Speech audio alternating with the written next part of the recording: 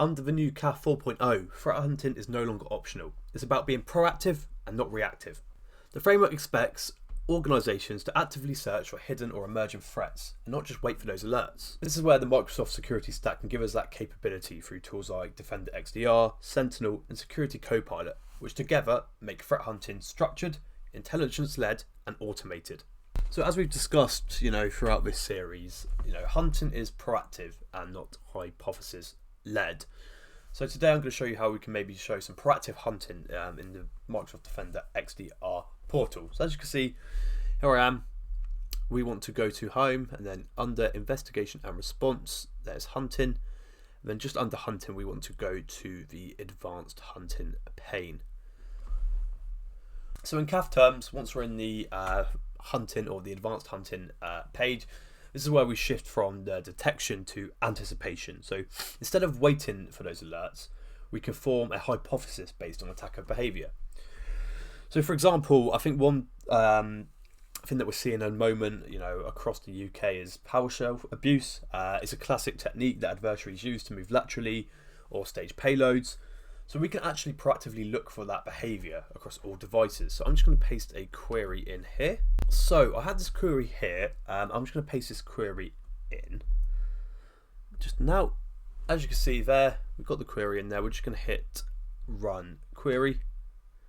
Here we can see processes where PowerShell has been executed with base 64 encoded commands. That's a strong indicator of obfuscation.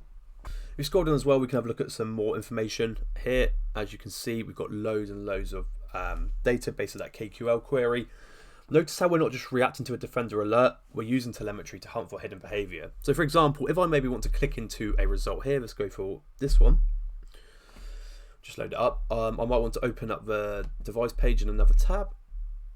But if we go to that there, we just let it load. So as you can see here, we've taken this device and we've had a look at the overall report. So now I've clicked into it, there might be a few things that I want to do. We can see at the risk level here and have a look at the exposure level. So we can have a look at these incidents and alerts and understand, why is this at a high risk level. So as you can see here, there's loads of different things you can do here. We can have a look at the incidents and alerts tab here. We can share this with people in our team. You can have a look at the tags. It will show a severity as well. But if we open this up as well, you also get some of the information and the incidents below, which is why it is causing the severity to be high. So we can click into these to learn a bit more information here. It gives us a bit of an alert story with a bit of a narrative of what's actually happened. It also creates a policy description, so it will choose a type of policy that we can kind of add to prevent this as well. And we can use Copilot as well to get a nice summary. I might want to pivot to the device timeline. Here I can see what happened before and after. For example, was a new account created or was a suspicious script run? I can trail through this evidence here and actually have a look at the key timelines here. So you can see here we have tags as well about when key events may have happened to cause this risk.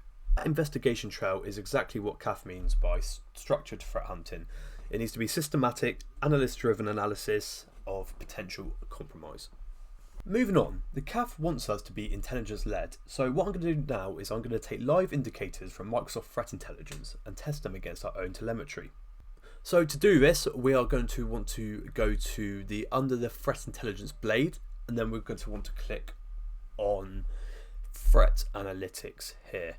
As you can see here, we have loads of information on different actors, campaigns and vulnerabilities, and we can scroll down and have a look at some of these ones here. I'm going to choose this one. I want to test and have a look across my environment and see if this issue has touched on my endpoints or maybe potentially affecting us. So we're going to go over to the indicators here. These are basically just indicators of compromise. In this case, we have SHA-256 file hashes that Microsoft has observed in an active campaign. So CAF C2 threat hunting actually expects us to use current intelligence like this to guide these hunts. I mean, you can think of these like fingerprints. If any device in our state has touched a file with one of these exact fingerprints, we want to know. This is the intelligence-led part of threat hunting C2 and how you can meet that achieved criteria. We're not guessing, we're bringing authoritative intel into our data. So what we're going to want to do, I'm just going to open these all in new tabs. There.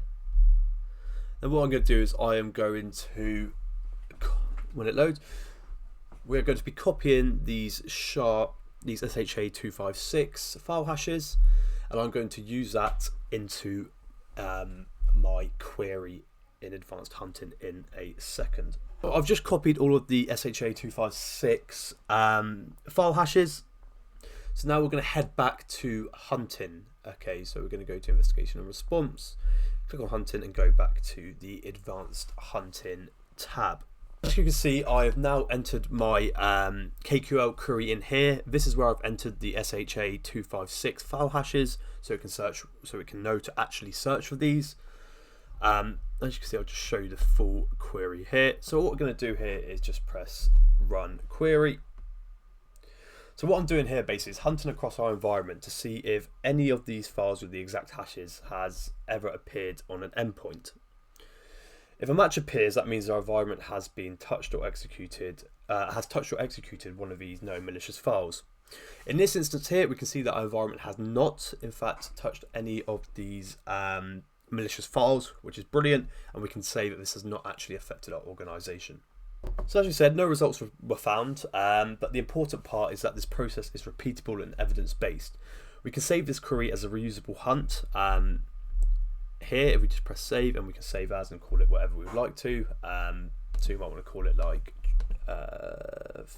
advanced hunting 1. You might want to call it the campaign name. You can call it whatever you would like, but we can save this so it's a reusable hunt, and we can come back to it at a later date. The CAF 4.0 doesn't just ask us to hunt for threats, it also asks us to make those hunts actionable and self-improvement. In other words, once we detect a pattern, we automate the next step so the same threat never slips through twice.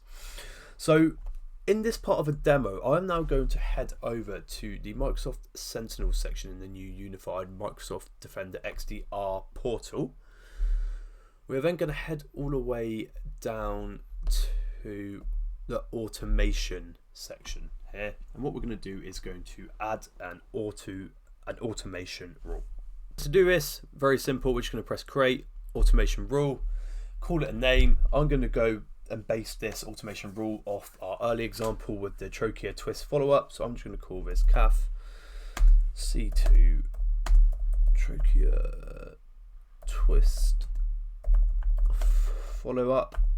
So we're linking this directly to the hunt that we ran earlier.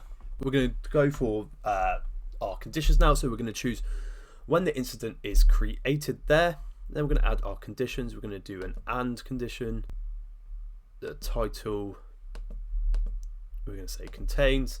Then we're going to add the value, which is trachea twist.